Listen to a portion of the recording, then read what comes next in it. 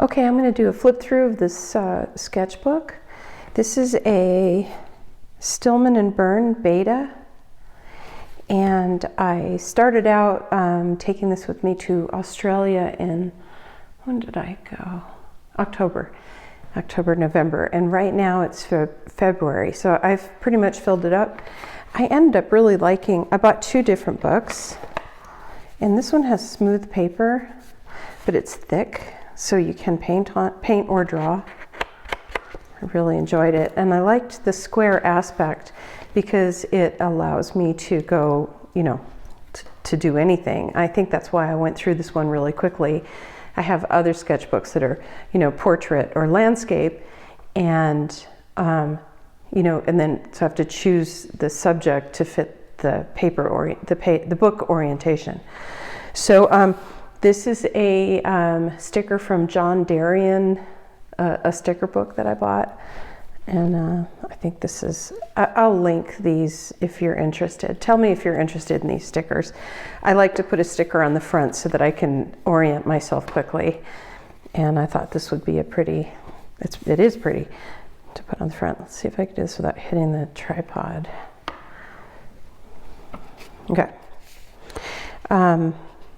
This is from a photo. I had an idea of what I wanted to do, and it didn't quite turn out. It's colored pencil and watercolor.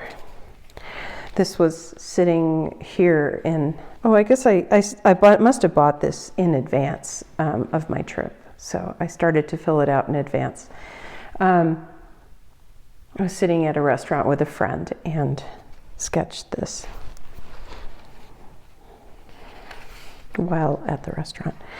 This I did from a photo that I took at Chatfield Farms. They have a lavender festival once a year, and I make sure I go to it and take a lot of photos because their gardens are just gorgeous, especially because their gardens are always gorgeous because it's the Denver Botanic, and but because of the lavender festival, they're extra, because they're extra pretty. This one, I did this thing called mother color, and mother color is where you take some neutral color of paint and you mix it into all of your other colors. And so I had, how the paint dries on your mixing pan. I mixed them all together from some other painting that I did, and I ended up with kind of this, I forget who called it this, but Liz, I can't remember her last name. She called it gunge, and it's a neutral color. You add the tiniest bit to all of your other colors in your painting, and it adds a feeling of cohesion and unity. And so I added a little bit of this sort of brownish color into each of these other colors, and I think it makes it look better. And this is from a photo that I took at a different garden in Fort Collins. Actually, I think I must have painted this and then this. Let's see, 823. Yeah, 823. So this I painted on location, and I just didn't like it. So I took the leftover paints, made a gunge, a mother color, and used the mother color philosophy here. This is, I can't remember if it was on location, but I'm trying to get to the point where I feel I think about how I felt when I took the photo and what it felt like to be there and how to convey that. And I really can't remember if I did this live or at home, but the feeling when you're near the water and the wind is blowing, the birds are flying around, and people are walking past. And so this is at a marina near me. And I think because I used pastel here, this is why I didn't put anything here, because it would smudge that page. This is the same marina. I must have done it on location. You know what, I just can't remember, which that's fine. That's I guess that's a goal, is to make it so that you can't tell whether it was done on location or from a photo. But this is another part of the marina, and there are little houses over here and a bunch of trees, and it was fall, so September, and I really wanted to capture the feeling of the big this is something I've been working on, is how to capture trees and then bring the trunks down, but not feel like I have to draw every trunk, and how to differentiate the different kinds of trees without feeling like every tree has to look different from the other. I mean, you look at a crowd of people and you can get overwhelmed feeling like you have to draw every single person, but there's something about the way a group of something looks. You really only need to draw a couple of them. And it's the same with, leaves or anything that you're drawing, flowers. You don't need to draw every single flower, just enough so that people can tell and you can convey what you're trying to convey. And then, let's see, there's a path that goes through here, and this is the beach, and there are people walking. This is my favorite thing to do, is to add little people. And I think another thing I'm working on now is to lighten my skies. But in this case, I think this blue does convey the Colorado deep blue sky that we have. This is probably gouache with, it looks like pencil on top. This is a drive-by. I made my son hang out the window and take pictures of these trees. He's 22. He's not a little kid. Because I just loved the way the trunks looked. So this is a photo taken as we were driving past to go somewhere else. And then I painted it at home, and I was using my new granulating paints, which on flat paper, this has the tiniest grain. Let me see if I can. Has the tiniest grain, so it does have somewhere to go, but granulating paints kind of need somewhere to go. If it's too flat, then you don't get the fun little effect. But when the paper has the sort of grooves and bumps in it, then the granulation falls into those, and then it gives you this nice texture. This is from a photo from the Wild Animal Sanctuary. It's kind of, let's see, I'm in Fort Collins, and the Denver airport is southeast, and between me and the Denver airport is the Wild Animal Sanctuary, I think, or it's near there. And I keep meaning to go there as an artist. I've been there as a mom, and I've been there as a tourist. And there are these great walkways. You can look down into the habitats of the different animals that they've rescued. And their Instagram takes lovely photos, and it's a nonprofit if you're looking for somewhere to donate. This was let's see, I think they're a little out of order. Oh no, they're not. Okay, so this, I was just playing with leftover paints, and I was just flipping through Pinterest. I probably copied some of these. I can't take credit for all of these faces, but just, one of my things is to do art regularly, and there are times I absolutely do not feel like doing it, and that's what happens. Sometimes I just copy what other people do, and I just sort of goof around. So probably every 20th page or so is just noodling, it's nothing. In Australia, I don't know what it is, what it was, but everywhere we went, the seagulls, which, did you know there really isn't such thing as a seagull? It's a gull that something, you can look it up, but there really isn't a bird known as we know it as a seagull, but that's not the technical name of it. It doesn't matter. I'm going to call them seagulls. They have the funniest personalities, and we ended up really paying attention to the seagulls. I took a lot of photos of them and kept drawing them. I love this guy, the way he's standing. And I drew the same one twice, and trying to capture the way they looked when they were flying. Maybe it's because I don't spend a lot of time by the ocean anymore now that I live up in Colorado. I used to live in Santa Cruz, California, but maybe I just don't see birds with this personality hanging around people as much, because the birds here are all wild birds and they all fly away when you get close. This was the beginning of a painting that I didn't finish, but it's fine. I'll leave it like this. One of the first places we went when we landed in Australia was the beach. I already forgot what they're called. The beach boxes. It's a strip of little huts that's now a historic location, so they can't be taken down, in Australia near Melbourne, the Brighton beach boxes or something. And then this was in Melbourne. There's a sort of a canal or river that sort of cuts through the middle of town, and so we were on one side looking across at the other side, looking into the city, and I painted this.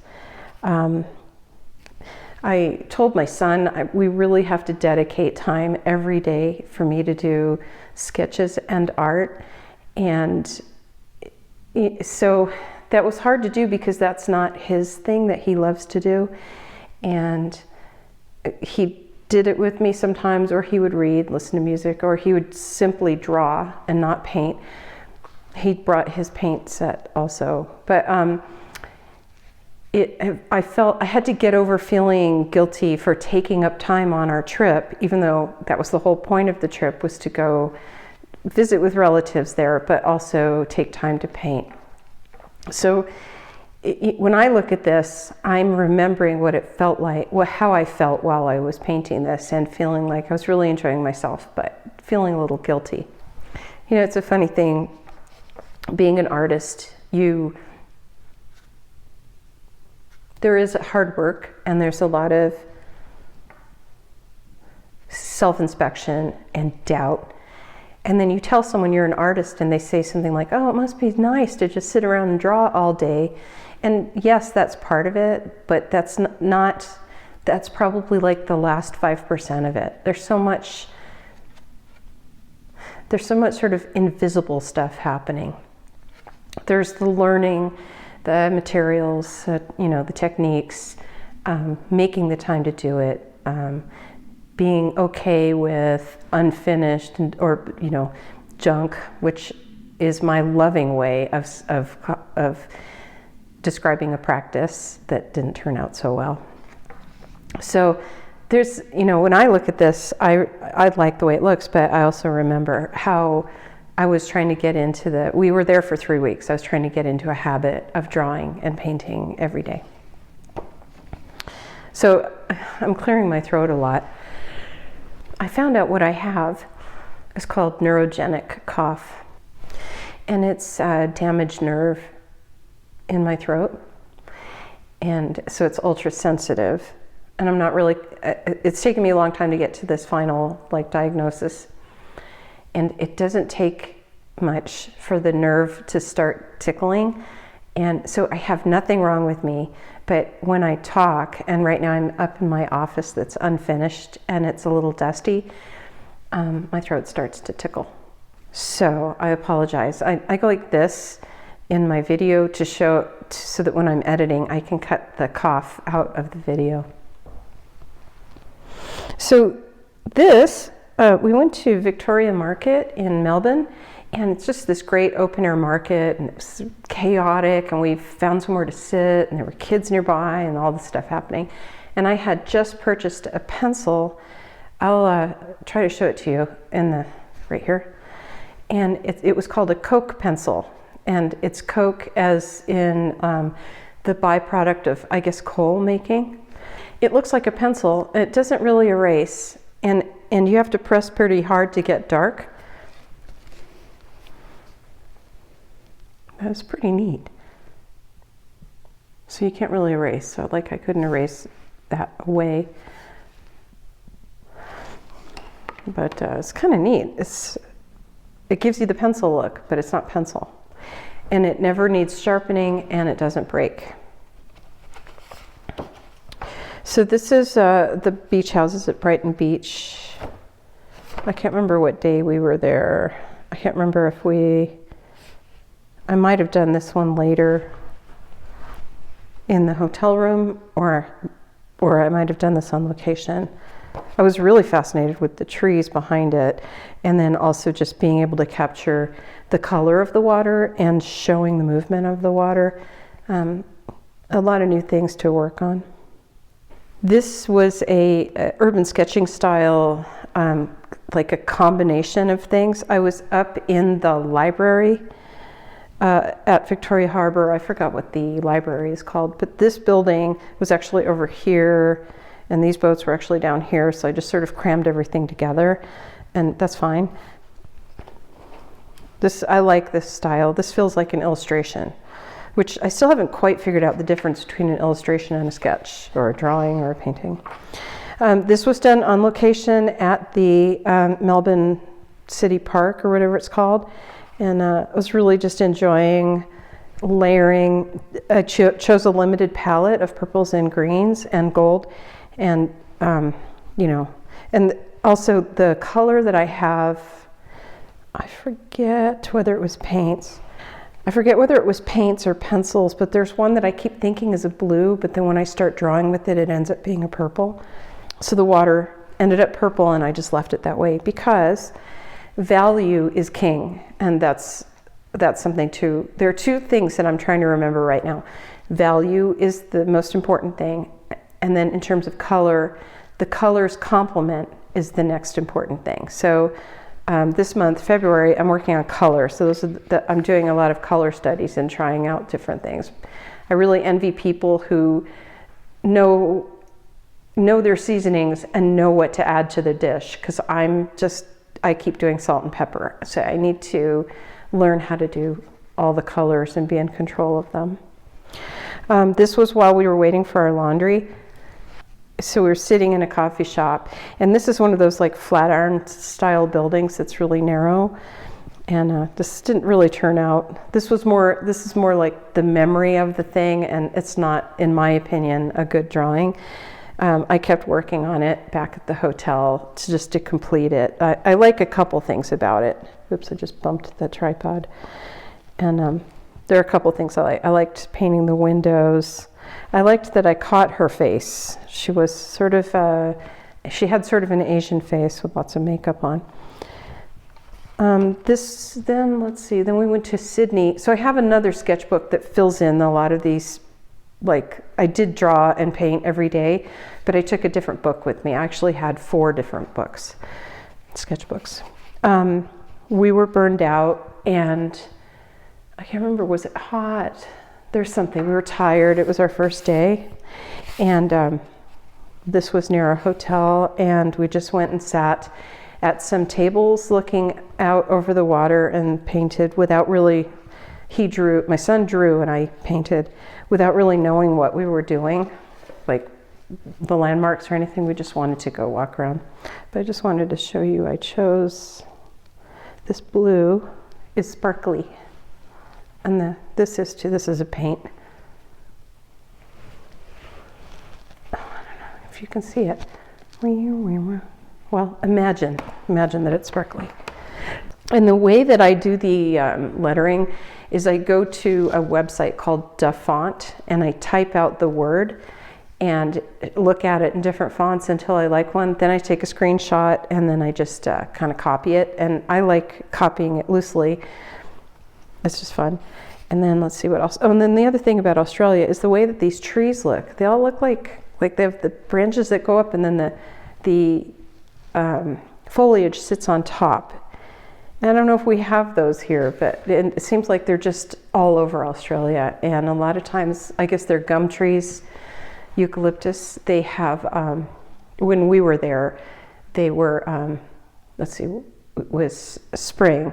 So they were just starting to fill in, and the trunks were orange in a lot of cases. So it was really pretty.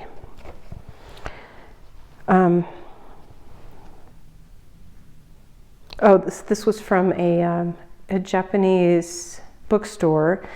I went to the children's section and sat in this little window seat, and it overlooked Sydney Town Hall. And then this is my favorite from the whole book, I think. This one I just managed to do everything I wanted to do. I did push a couple of things together so that the trees could frame the Sydney Opera House, but it was a comfortable seat. It was a beautiful day. I took photos of these people in case they got up, and so that I could get them in there, because one of the parts about working on plein air is that things will move away, and you'll think can't remember, I'm stumbling over myself. People will move away and you'll think, oh, I didn't add them yet. So I did add them, but I took photos of them just in case they left.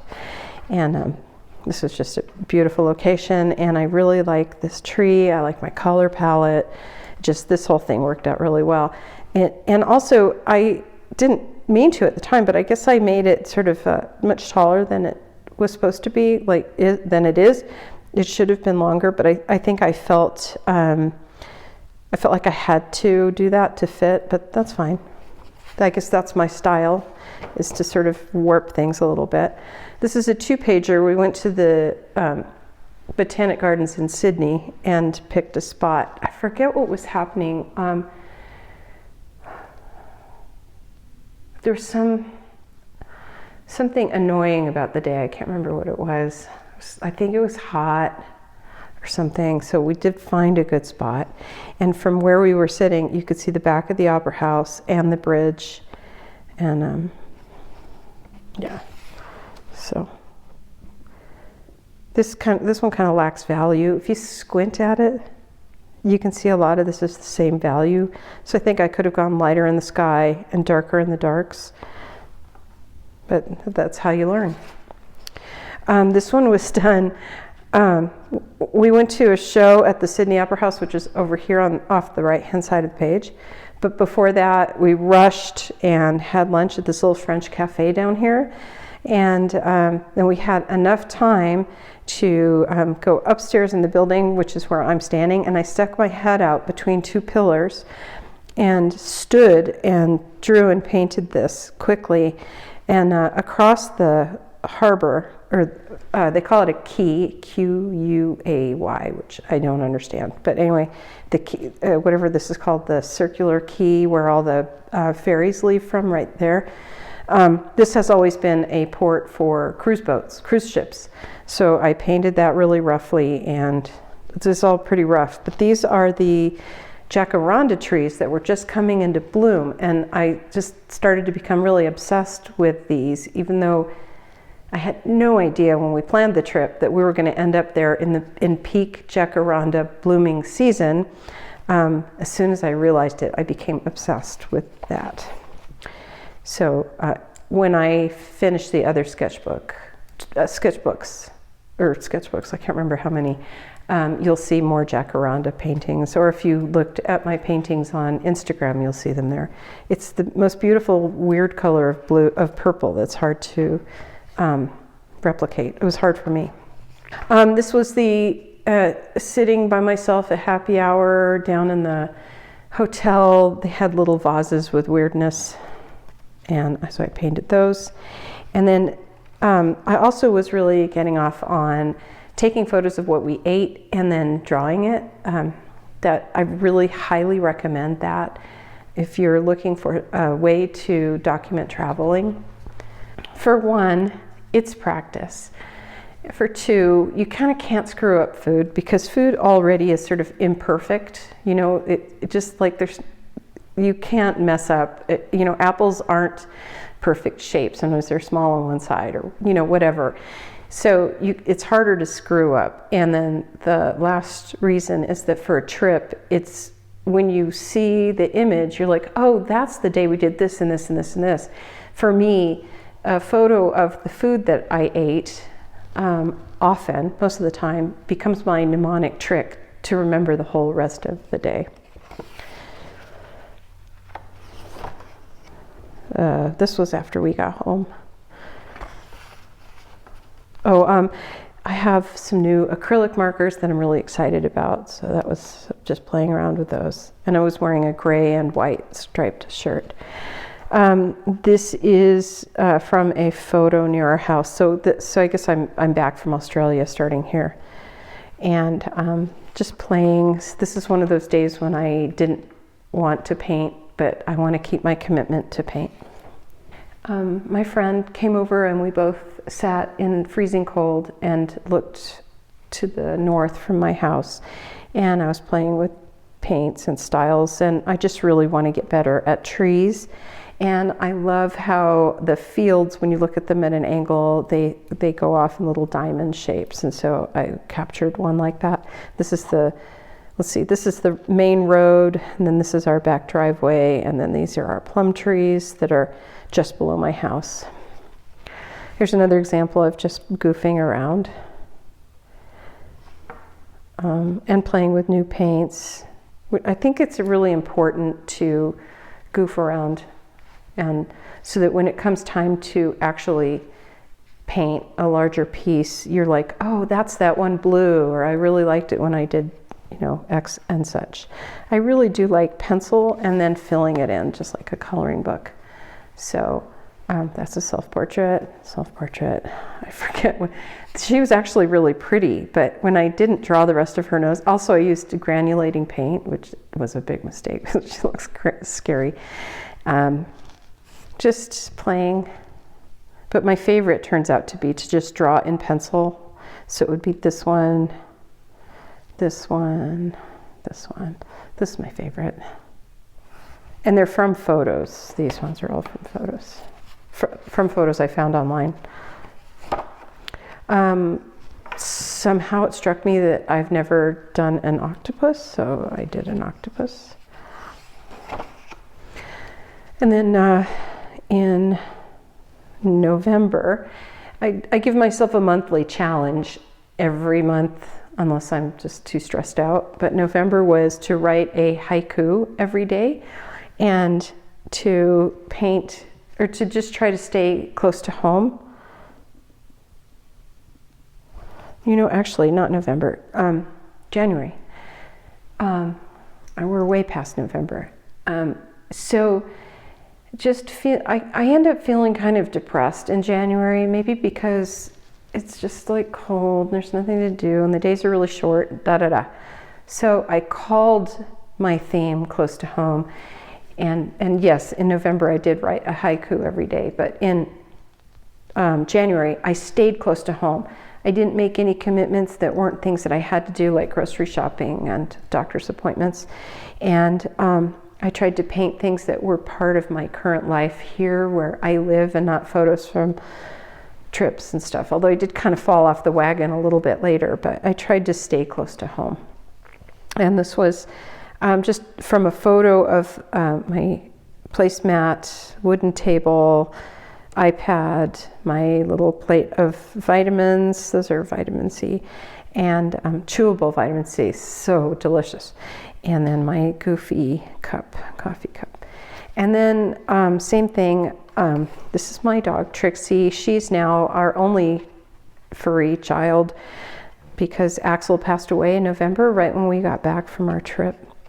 And this one was really interesting because one eye was in the dark and one eye was in the light, and so that became what I sort of focused on, and I lost track of, like, her nose is actually bigger than that, but I guess that's what I do, is I tend to warp things.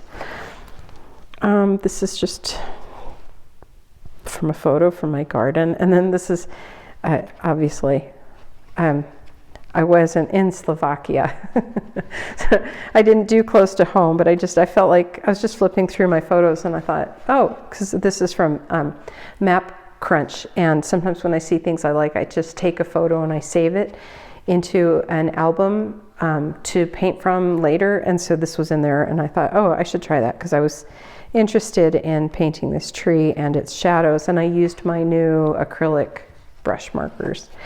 And same thing here. This is, I don't know where Nagacapornuk is. Limited palette. This Trixie again. I kind of messed up her eyes, but it was getting to the point where the paint was just not wanting to go on, so I stopped. But I just love how she sits like a little queen. She always puts her arm up. And then two paintings of the same thing. So right now it's February, and I'm working on color control, and the way that I'm doing that is trying to pick a limited palette. And so this one I did pick a limited palette, and I like this one better, but I like them both. And I repainted this one a number of times. So this is from a photo from my garden of some peonies. And then these are just me doing what I like to do, which is the pencil drawing and then coloring it in. And I just was sitting at the dining table doing this. And then these are from the Australia trip. I was working from the back to the front to do just little pictures of our food. And it's really fun. You just draw it in pencil. And don't worry about accuracy. And see, I did this one in pen, and I wish I hadn't, because the rest of the page looks so great. And then paint it in, and then in a couple of places I used a white pen or something to, I think I used white here as well. So recommended. And then this was from a photo that I took. Oh, my son and I had just bought some new brushes, and we were just trying out brush pens, and we were trying them out. And then I painted with the paints I was carrying. And then same thing here. I was making gorp. We somehow, the deal that I got at our hotel, we had free breakfast. And I would fill up a little cup of nuts and dried fruit, and then I added chocolate, and then I had this yummy, Smarties. I had this just delicious gorp. That's what we call it in Colorado, and I don't know why we call it that. Other people might call it trail mix, and somebody said it's good old raisins and peanuts, and I don't know what gorp means, but that's how I've always called it gorp. It's just trail mix, but that's what got me through. I have a tendency to have blood sugar drops, and it was just nice to have a little bag of goodies with me. And then I loved the plates and bowls at the hotel. And then this is from the hotel as well.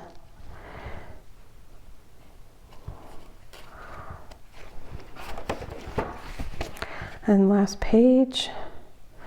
This was the most delicious veggie samosa I've ever had. It was in Sydney, across from the McDonald's. If you know, you know. I don't remember the name of the restaurant. Oh, bruschetta. So this summer, I'm totally going to focus on bruschetta. It was so good. So that's it. That's the sketchbook. I hope it recorded sound. So now I'm just going to flip through this and have it be a second video of just a flip through with no sound.